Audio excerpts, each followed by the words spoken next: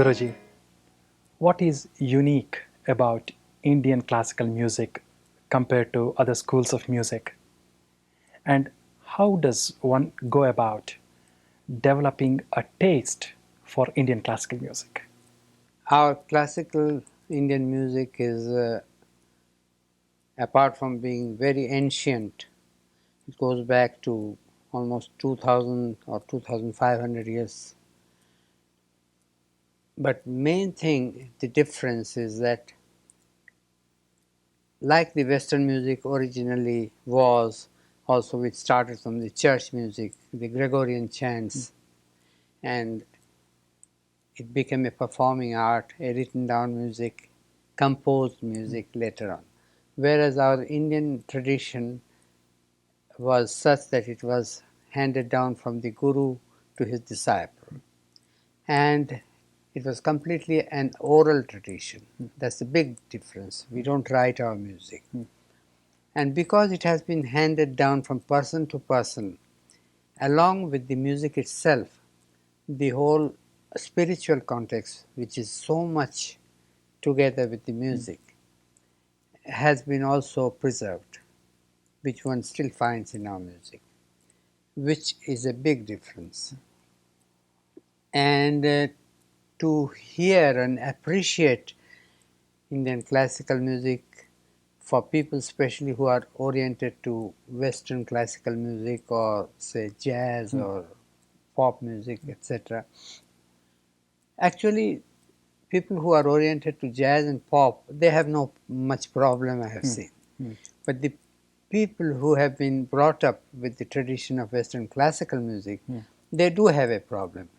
And that is why I always request them to have an open mind when they listen to our music. Like not to expect harmony, counterpoint, modulation, and basic things that is very important to the Western classical music, or the chords, you know, because our music is principally dwelling with the melody, rich melodies and very complex rhythmic patterns. I mean, nowhere else in the whole wide world people have gone so high or developed the rhythm, the mathematical aspect of our rhythm.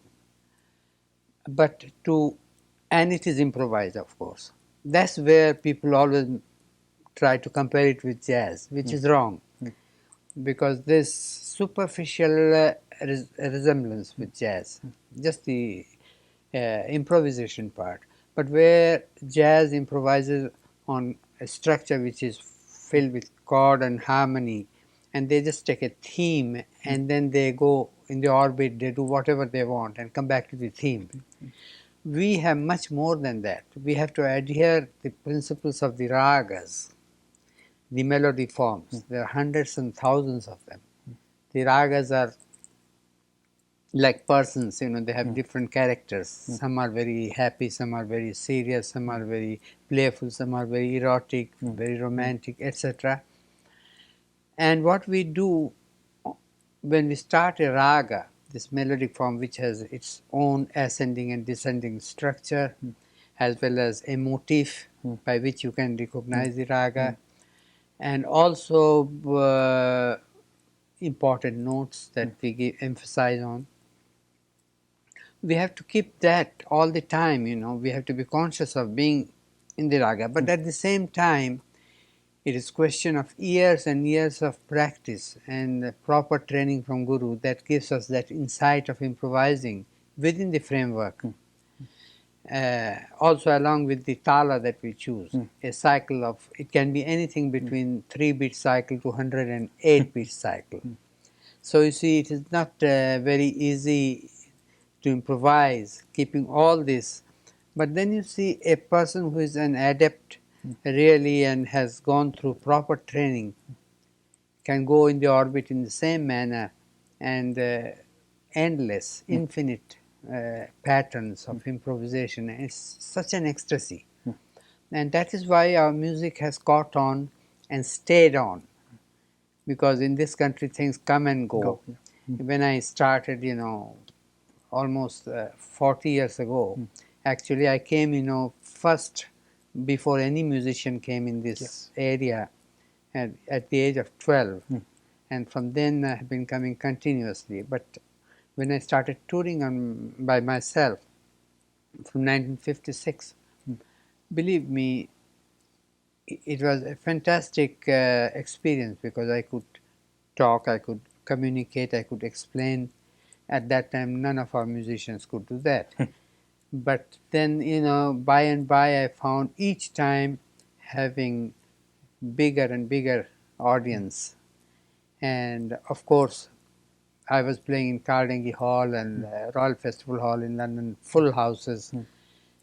And then, about 10 years later, only George Harrison came to me as a student. And that started the second big phase, the whole big hullabaloo, as they say, and the young people getting interested.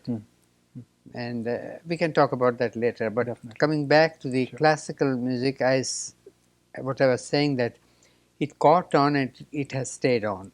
And that is the wonderful thing about our music. Once you start feeling it in you, it seeps in, and the first part, the beginning, which we call the alap or jod, is so full of tranquility. I mean, you feel so much at peace. You can close your eyes and listen to the music, and so it has that spiritual context, which is very important. Whereas the virtuosity and the playing for the gallery part, that is there also, plenty of it, like any other music. And that is the part which average public gets very much caught on. Yeah. They Yes, get yes. excited by the speed, the virtuosity, and the drums and the loudness of the amplification. All that is something else.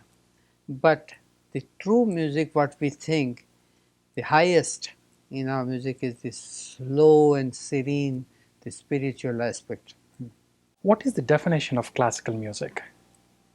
And what is the difference between classical music and traditional music? Well, I don't think there's any problem in analyzing this thing, because a classical music is also a traditional music. But a traditional music need not be a classical music, because think of our folk music, which has been there for thousands of years, the music of the Aborigines, Yes. or any other popular music, what is known as bhajans or kavalis, which are religious singing.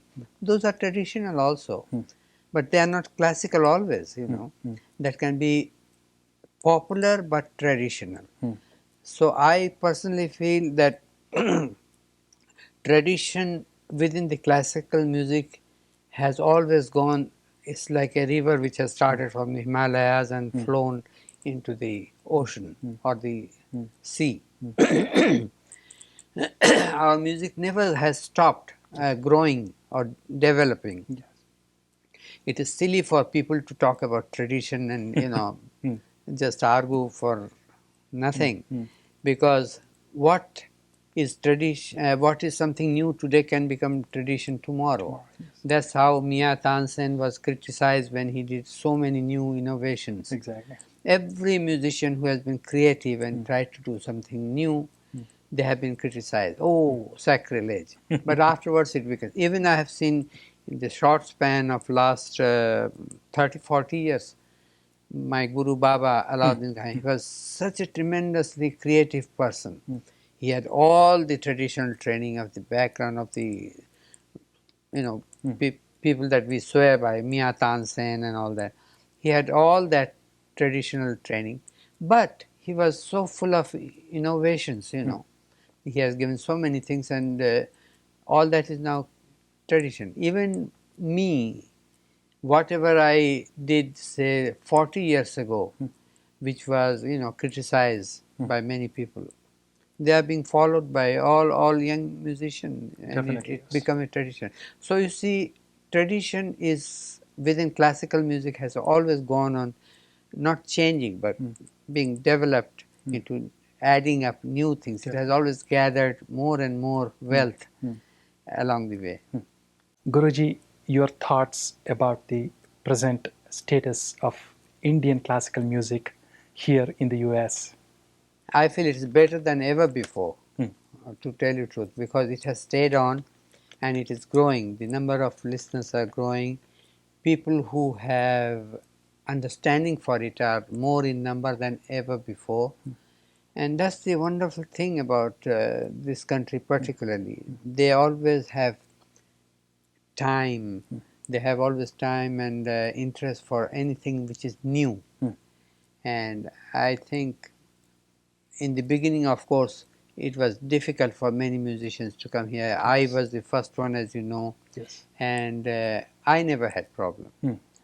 because, as I said, I could communicate and. But then I paved the way, and now I see so many young generation. Even my students are coming here and performing and getting good name. Then they're famous musicians from India, even elderly ones. They're all having a good audience. Wonderful. Tell us about your collaborative work with Western classical musicians. I have collaborated with some of the very famous people which you know, Yes. like Lord. He's now Lord Menuhin. Mm. Yeah. So I have known him from actually my childhood, but we came again to know each other and became the best of friends from 1952. Mm. And I wrote few pieces specially within raga and tala framework, within a classical format. And we played it in his, when he was the director at Bath Festival in England in the early 60s sometimes. And then we cut album also, which got Grammy Definitely. award and everything. And then we made 2 more records, and we have performed many places together. Those few pieces that I specially composed for him. The famous one was in United Nations Human Rights Day, end of 1967, I think. And we do perform. In fact, we are going to perform again in November 95 in Brussels, which is a special program known as From Sitar to Guitar, because it is focused on the gypsies. Gypsies who went from India through the Middle East, Morocco, Egypt and Spain, and another group went to Europe via the Balkans. And this is very interesting because all the best musicians from, I'm getting some of our Rajasthani musicians. I see. And I'm giving a short piece, but it will be very good. I'm co-hosting this with Lord Menuhin. Wonderful. This program. And among other collaborations, you know, the famous flautist Jean-Pierre Rampal from France. I have made record and performed a number of places, which I again wrote for him based on classical music. And then others are not really playing along with. I have not performed, but I have worked on a project with Philip Glass, which was very interesting. The record is known as Passages by Private Music Limited. In that, we did that he composed 2 pieces, short pieces, hardly, about 16 bars or so. I did the same thing, 2 pieces. I gave my pieces to him, he gave to me, and we did whatever we wanted with each other's piece, orchestrate and arrangement and all that. And individually we did 1 piece each. I did the one that's known as Prashanti. And so that is a very interesting thing that... and this is the piece in which you have actually sung the first... in that Hey Nath. Yes, Hey Nath. Yeah. That's true. And then, of course, I have done a lot of things along with Japanese musicians. East greets East. And a lot of jazz and pop musicians, but not performed myself, just, experimented some pieces for recordings mostly. and it has been very interesting.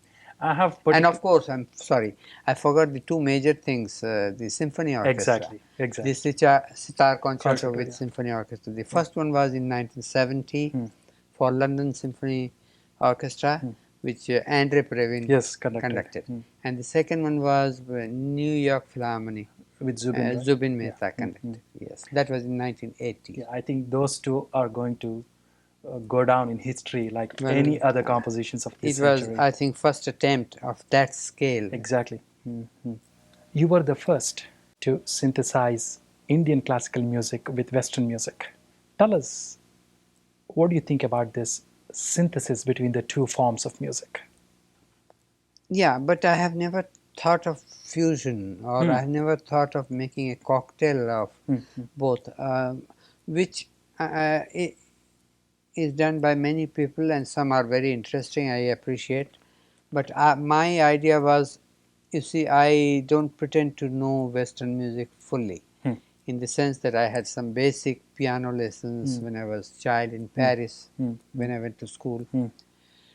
And I don't even read fluently or write fluently Western notation.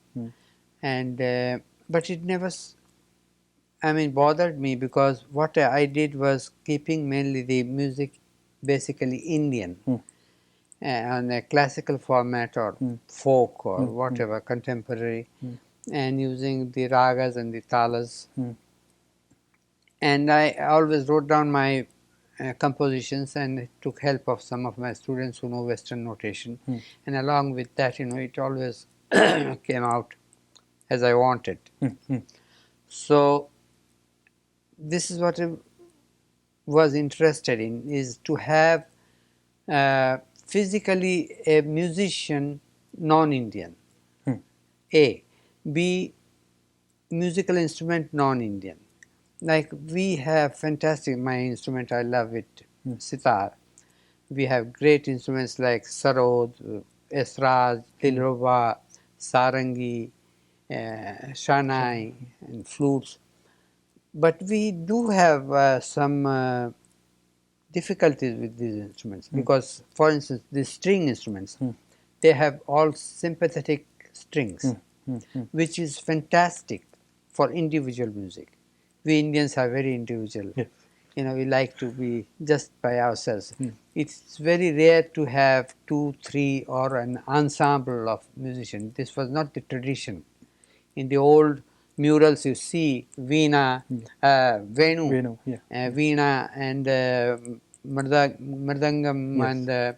and Manjira, and things like that, maybe four, and a singer perhaps. But you never see ensemble or orchestra. That has been very non-Indian thing. So it has been tried by many people since last 100 years or so. And in fact, my guru Baba Alauddin was one of the pioneers who also had what he called band. In those days, Indian native states. I see. He was worked with a native ruler, Maharaja, in Maihar state. So he had a band, of mostly few Indian instruments, and then he had the cello, he had clarinet, he had harmonium and violin. So he tried with some of new compositions that he made, and it was very interesting. That inspired me a lot. Then I had a chance to work in All India Radio, started the Vadya Vrinda. So I had my own few years of training myself how to do something without aping the West. Just unnecessary harmony, just take a chord of three, third or fourth or fifth. That I didn't do much really. I wanted to keep it as much as possible melodic and Indian by nature, but use the tremendous range of the Western instruments, octaves. Octaves, yeah. And the depth of the sound and the volume, the dynamics. Our instruments really don't go very far. It's very soft. As I said, it's more for, and this sympathetic strings always disturb, because you strike a note, two notes, and it is reverb, Exactly. and so I thought they were not very suitable for Mm. bigger orchestra, Orchestra. which I tried again and again in my All India radio days. And that's why I was looking forward to try something with the Western Symphony Orchestra, which I got opportunity and I was commissioned. Mm. And that's the outcome of it, you know. Yeah, I think when we hear the sitar with those 25, 13 violins and cellos, it sounds as if the sitar has always been a part of that symphony. Maybe your But you geniosity know, contributed we a lot had to for it. do a little cheating there, in the sense that I had to use the microphone amplifier to match the volume, tremendous dynamics Yeah. of those instruments. So, but just a little, just to bring it up so that it is not Yeah, it is not too much suppressed. mellowed down. Yeah. Yeah. And it works somehow. Yeah. Definitely yes. Definitely yes. Would you like to tell our audience about your future projects? Well, there are a lot of exciting things happening right now. For instance, we just finished yesterday. George was here, George Harrison, who is like a son to me, like my friend, and you know, I love him very much. He was here. Also, another person, Alan Kozlowski, who's like a son to me, and helping in this project. And people from the Angel Records, they were all here. We finished in wrapping up the whole thing, a 4 CD box, Wonderful. which is supposed to be coming out sometime late November. And this includes all my, not all, but some of my works going back to almost 50s, you know. Wonderful. And different things in my classical sitar solos, then my, as we were talking, these symphony orchestras, then different experimentations in films and all that, and then with Indian group of musicians I have done a lot of new things. So all that is together. So does this have some pieces from that famous album Shankar Family and Friends? A few. We have chosen a few of everything. That Supanamaya, which you like, we have included that. Yeah. And the other big project is the book. This is almost like an autobiography, but it is first being brought out as a special edition. I don't know, about 500 or 1,000 copies only. Wonderful. And then it will be out later on. Reprinted. Yeah. This is supposed to be coming out in February or March. And then I have another project of recording in India chantings based on all these Vedic and Upanishad chantings, you know, which is a big project also. Definitely, yes. So there was this ballet Ghanasham which we were supposed to bring next year, but maybe it will be brought in '97. That's another thing which I'm looking forward to. You haven't seen that, have you? No, Guruji.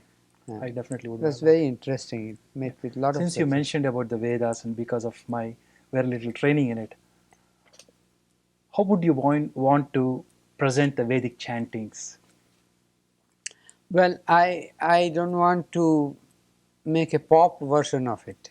Definitely. I have too much respect for our tradition, as you said. But I definitely want to keep those intact, but surround it with something that goes within raga frameworks and, you know, so that you hear and you may understand, you may not understand what the meaning is. Of course, you can always read what the meanings are. But the feeling of that should be brought out through singing, through instrumental music. It should weave around that. That's my idea. Yeah, I very much look It's forward. not that it has not been done. Number of people have tried to do, but I hope I can do something better. Definitely, yes. My hope will be to hear what your treatment of the Samaveda in particular, Right. because of its very Uddatta, Anudatta, and Swarika. exactly. Yeah, I'm myself very excited, and I am going to consult a lot of people who really can enlighten me. Hmm. In Madras, especially, I'm spending few weeks to meeting a lot of Shastris and Guruji, what would you like to tell our audience about the upcoming concert here in San Francisco? in the Bay Area. I have not been there for almost 5 years, I Yeah. suppose. And so I'm very excited because I used to go there almost every year. Los Angeles and San Francisco was, So I'm very excited about it. And this particular program is a benefit concert. And a very good friend and one of the greatest doctor, he's known world over, Dr. Kanu Chatterjee, the cardiac specialist. Yes. He is actually involved in this, and it is to help this society for the Cardiac Research Center. Right. Yes. And I'm very much looking forward to it because it's after 5 years, and not only that, I'm introducing two artists in this new. Zakir, of course, is the big attraction. He's going to accompany me on tabla, but I'm going to have a senior student of mine, Partho Sarathy, who plays the sarod. For the first time, he'll be presented there. And also, I'm very happy to present for the first time in that area my daughter, Anushka, Wonderful. who is just 14.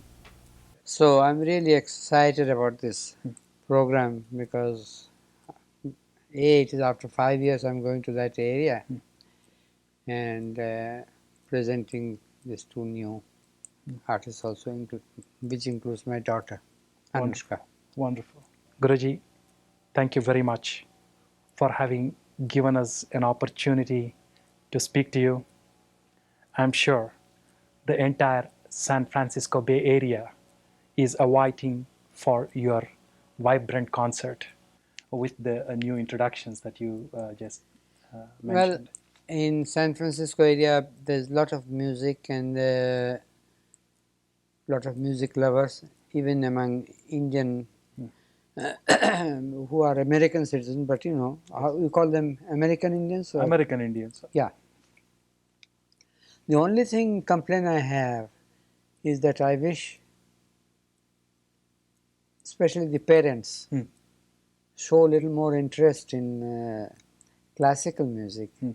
I know they love ghazal, qawwali, filmy music, video, films, and they spend a lot of time and money on that. But if they could also show some interest, it would be not good for them only, but even better for their children. Definitely. Who are either born in this country or been brought up from early age, who had never any chance to really open to this tradition of ours, and even if they like pop, rock, punk, or whatever, that doesn't matter. But along with that, if they could also hear, you can play some cassettes in the car while you're driving or at home, let the kids listen to it, be at least familiar. I think that will be doing a great service. Guruji, just to add to what you just suggested and also mentioned to the parents, the most attractive media today is the media you're just talking on, the television. Television. What we have been trying to do is to bring classical music and dance in television, produced in a very professional manner, in a very attractive manner. We would like to have your blessings in presenting some of your compositions on the TV, especially for our youngsters. We are ready to come and do anything at any time. We'll be at your beck and call. Thank you. Well, I'll do whatever I can, but you also are lucky in a way, excuse me, you're lucky in a way that a lot of musicians, some of the senior ones, some junior ones, new ones, but good musicians from India have been coming a lot in this area.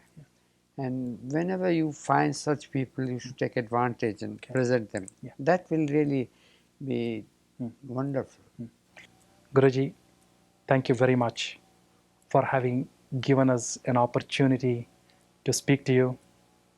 I'm sure the entire San Francisco Bay Area is awaiting for your vibrant concert. Thank you very much. Okay then. Thank you very much. Thank you. Namaste.